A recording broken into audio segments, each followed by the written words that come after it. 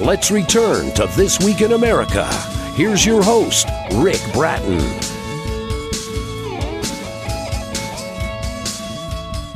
Welcome back, everybody. Coast to Coast, This Week in America.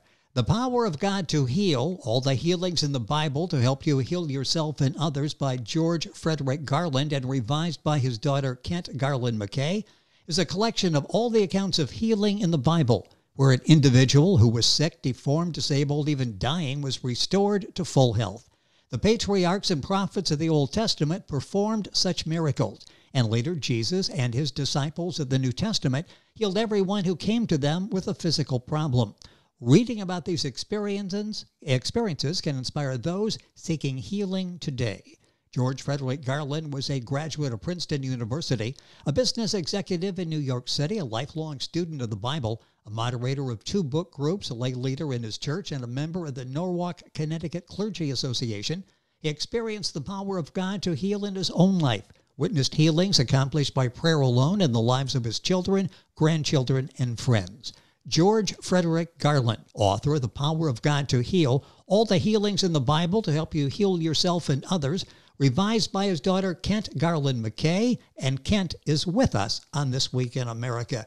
Kent, welcome to the program. It's indeed a pleasure to have you with us. Thank you for being here. Hi, it's nice to be here. So much we're going to cover and so important during the course of the program today. What was your father's reason for writing this book? Talk a little bit about his mindset, his motivation for writing The Power of God to Heal. Well, the book is a collection of all the accounts of healing in the Bible. Each account has a headline that illustrates a spiritual viewpoint on the subject of healing. The Bible is a big book, and it's densely packed with verses, and it has a lot of that are not too relevant. For instance, the dietary laws or the genealogies or the battle scenes. And my father wanted to pick out the most valuable parts of the Bible that are comforting and inspiring and showcase them. And he especially wanted to compile the healings, really, that are in the Bible. And these can be of most practical value to the reader.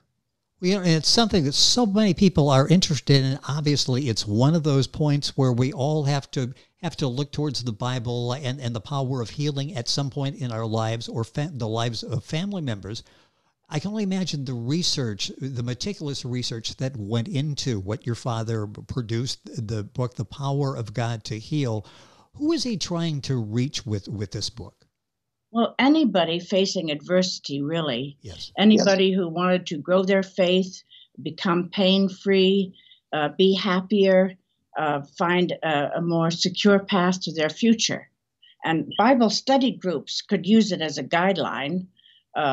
Ministers or Sunday school teachers might find stories that could illustrate a point that they were trying to make.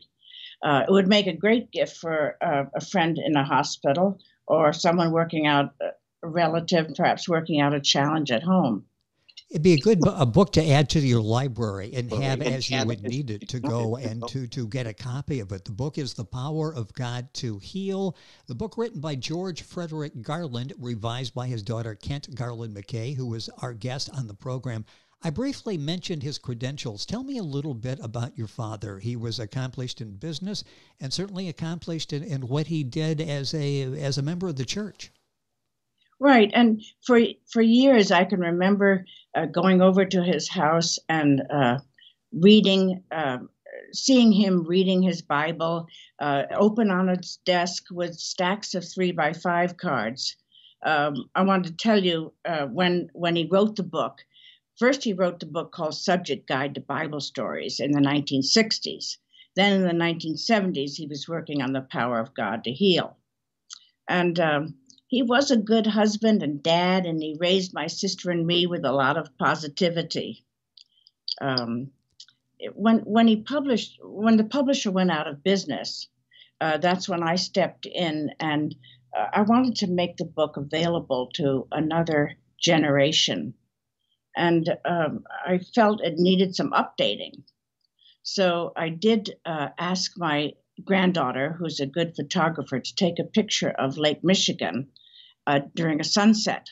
And I felt that the light reflected on the water was symbolic of the light that the Bible sheds on our lives. That is a beautiful picture. Yeah. And I wanted to rewrite some of the headlines that I felt could be in a little bit more relation to modern day thinking. And I worked on the summaries that introduced each account. And then I tried to bring out more clearly the Christian attitude or the spiritual viewpoint that might have facilitated the healing. And I imagine for you, in continuing your father's legacy with the book, The Power of God to Heal, what a tremendous experience would be.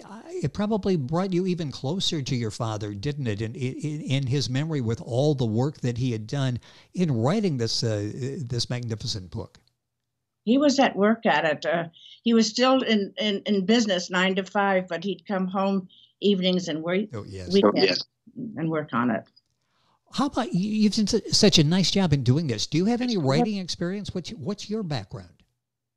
Oh, yes. Well, out of college, I started writing for Mademoiselle magazine, then a little bit later for Holiday. Then I've had a couple of articles in the New York Times and quite a few articles on my subject, early childhood development, for the Christian Science Monitor. And then I finally graduated into having a couple of books published by Harper and Row, and that was on infant education, the first 2 years of life. Fantastic. It's a pleasure to have you on the program. Our guest is Garland MacKay. She's revised the book by her father, The Power of God to Heal. The book's available at Amazon, the usual places. Go to our website. You can link on directly, get information on the book. Let's talk about the main content of the book. How would you describe the book to somebody in terms of main content, the main message your father has in The Power of God to Heal? Well, the book consists of excerpts from the Old and New Testaments where healings or miraculous events are recorded. It's in the language of the King James Version of the Bible. And what my dad did was write a headline for each story that summarized it, giving you an insight into what to look for as you read it, and an insight into the process of spiritual healing. The titles highlight an aspect of the story that maybe helps to make it more relevant. For instance, Elijah, one of the old prophets, he helps this poverty-stricken widow to survive.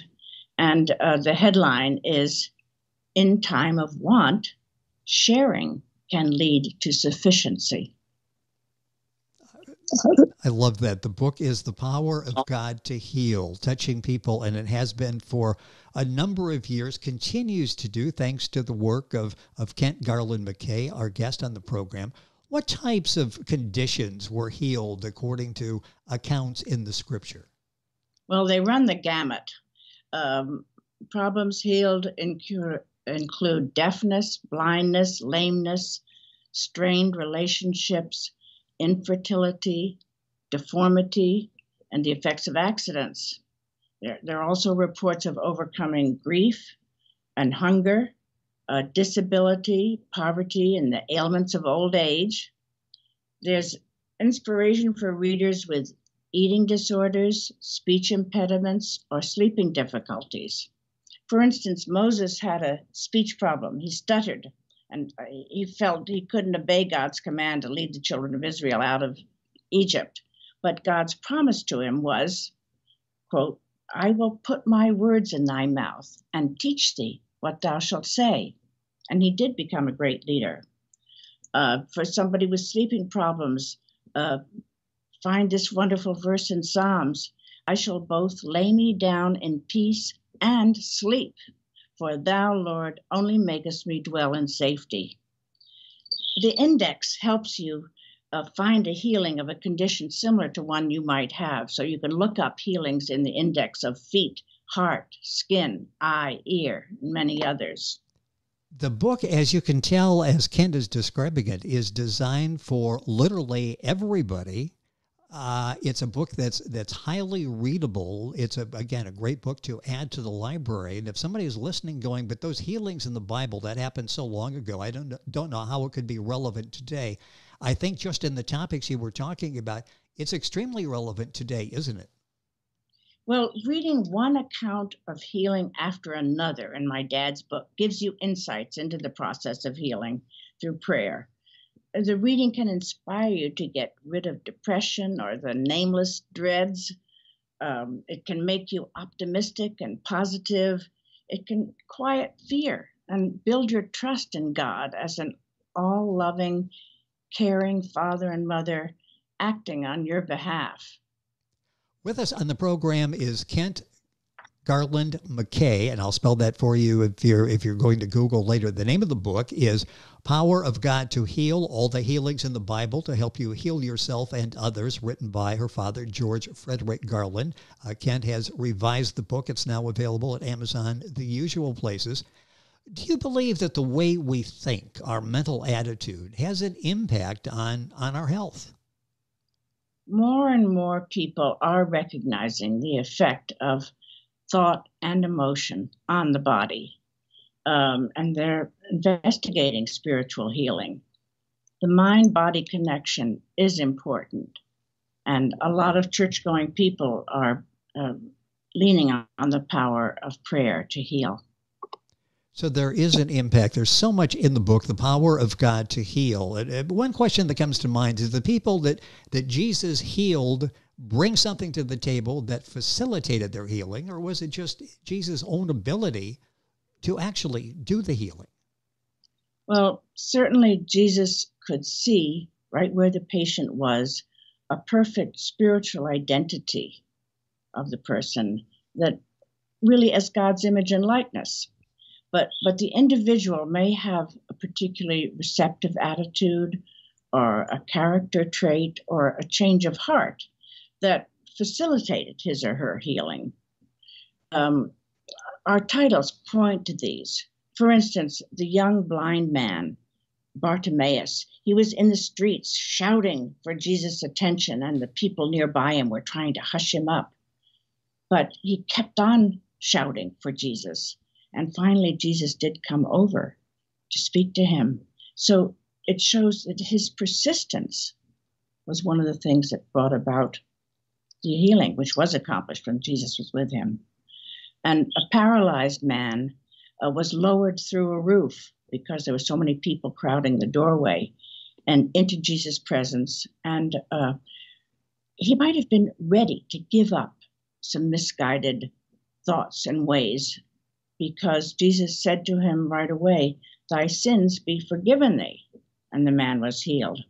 These suffering people accepted God's existence, they admired Jesus' teachings, and they trusted the power of the Word.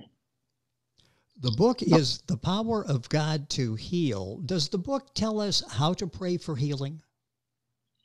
Well, beside the narrative accounts of healing, my father included many passages from Psalms, Isaiah, and the letters of Paul that they can become uplifting prayers for your own health or that of a relative or loved one. Besides, sometimes the index directs you to not just a story, but an inspirational passage to ponder when praying for a healing. Take, for example, suppose you have a sore shoulder. You can look up shoulder in the index, and Isaiah says, "As I, God, have thought, so shall it come to pass. Then shall the burden depart from off their shoulder." You can reflect on this, and this indicates that really trusting in God's beneficent will to be done can relieve you of the stress that may be causing a sore shoulder.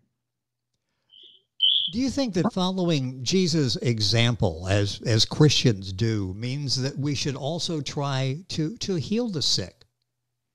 Yes. I could quote from John. Jesus said, "He who believes on me, the works that I do, shall he do also, and greater works than these shall he do, because I go to my Father." Jesus said he went to his Father as the source of the healing power. So we can go to that source too. Jesus expected people who follow him to pray and to heal, pray for health and to heal. He indicated that we have a right to health, and health is God's will for men, women, and children. Otherwise, he wouldn't have healed everyone he came across. In every case he took on, Jesus took away the discord and restored health.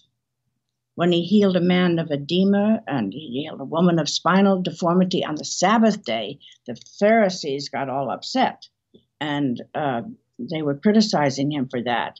And he said to them, well, you take your ox to a watering place on the Sabbath, that's Sunday. You would pull your farm animal out of a pit if he fell into it on a Sunday. So why wouldn't you heal your fellow man on a Sunday? So he stood up for the right and properness to heal.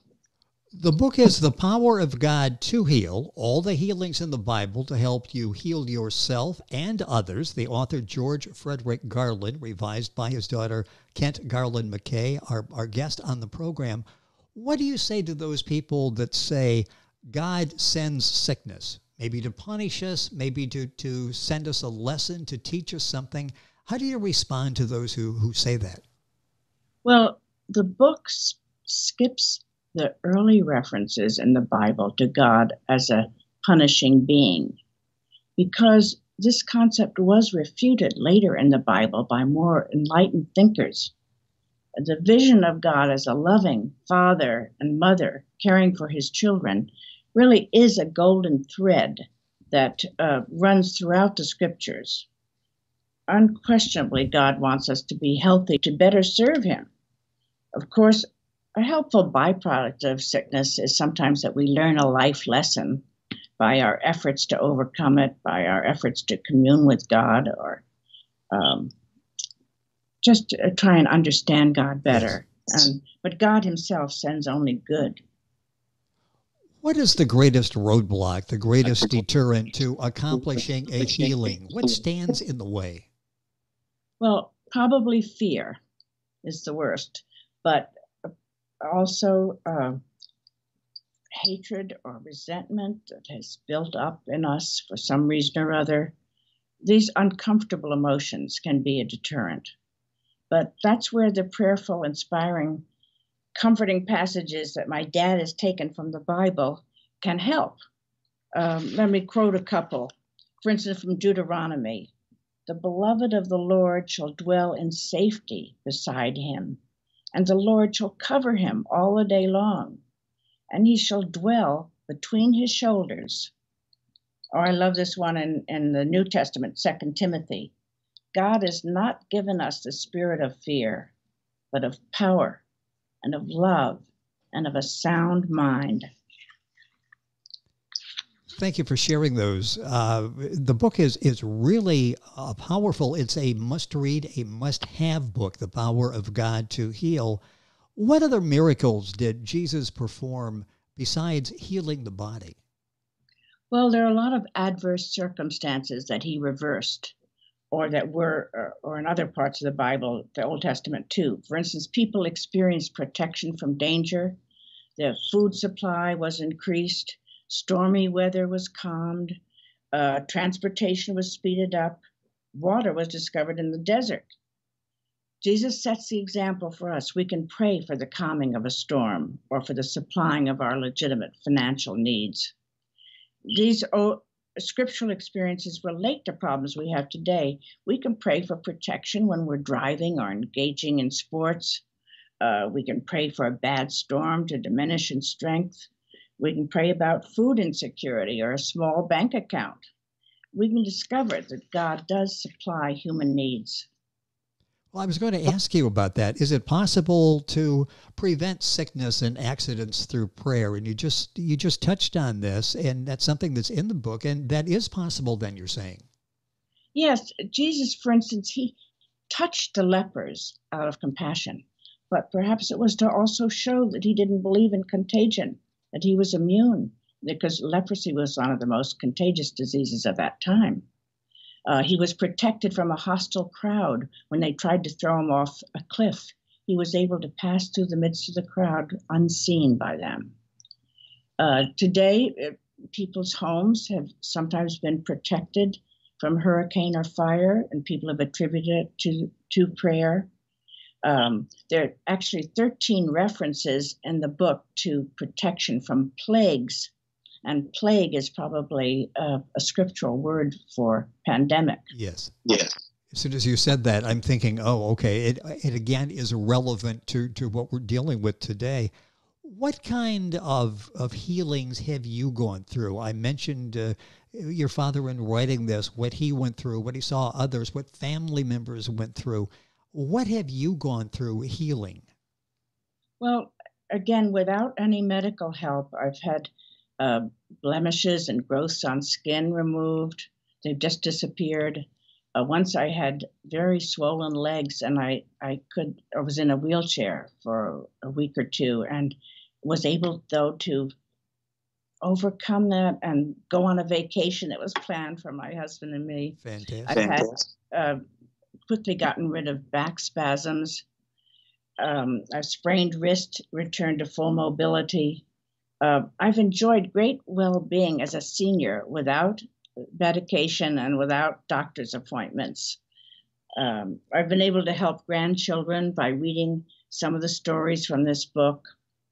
But prayer has also helped me achieve other things beside healing of physical problems, like I was able to achieve emotional stability during a divorce. I found a new source of income during a scary financial time. I turned to God a lot for guidance that helped me be a better parent of 4 children. The power of God to heal is all-encompassing, as you're getting definitely that impression from Garland MacKay, who revised the book written by her father. A few minutes left in the program. I got a couple more questions, so we're going to go on here. Did Jesus' disciples heal successfully? There are wonderful stories in the Bible about them healing. Peter and John healed a lame beggar. Philip in Samaria healed the insane, the paralyzed, and the mentally disabled. Peter healed Aeneas of palsy. He healed his mother-in-law of a fever, and he raised the widow Dorcas who had died. Paul healed a cripple in Lystra. He also raised Eutychus from the dead after he fell from a 3rd-story window. And Paul also healed when he was shipwrecked. He had a host on this island, and he healed his father of a fever. We hear so much about the power of modern medicine, and it seems like just about every month or so there's a breakthrough. We find out more. We're able to help more. Is there still a role for spiritual healing? Well, prayerful passages in the book can provide comfort during hospitalization or while under a doctor's care and promote early recovery. Thinking about a present God and a loving God can quiet fear, and the body functions better when we are in a calm state of mind. One sort of final question before we summarize here. Do you believe that the prayers are answered? Well, I've had many experiences of answered prayer. Like, yes. Yes. I have some problems I'm still seeking answers to, but I believe prayer can move mountains. And Jesus said it could. I quote, "Whoever says to a mountain," and that could be a big problem, "be removed and be thrown into the sea, and shall not doubt in his heart, but believe that those things shall come to pass, he shall have whatsoever he says. Therefore, whatsoever you desire when you pray, believe that you receive them, and you shall have them." This has been such a fascinating conversation. Any final thoughts on the book? What this masterpiece that your father put together, that what a legacy is still helping people through very crucial times in their lives. Any final thoughts as we conclude our conversation today? Well, I'd like to say to your listeners that if you are in dire need, this book will encourage you to seek God's help. It's a tool that you can use to learn how to pray effectively.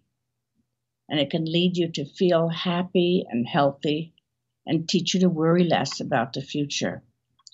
I want everyone to enjoy what the title of the book promises, The Power of God to Heal. And again, you will enjoy the book cover as well, which is sort of part of the healing process as well. It's soothing as you look at that beautiful picture that was taken for the book cover. The book is The Power of God to Heal, all the healings in the Bible to help you heal yourself and others.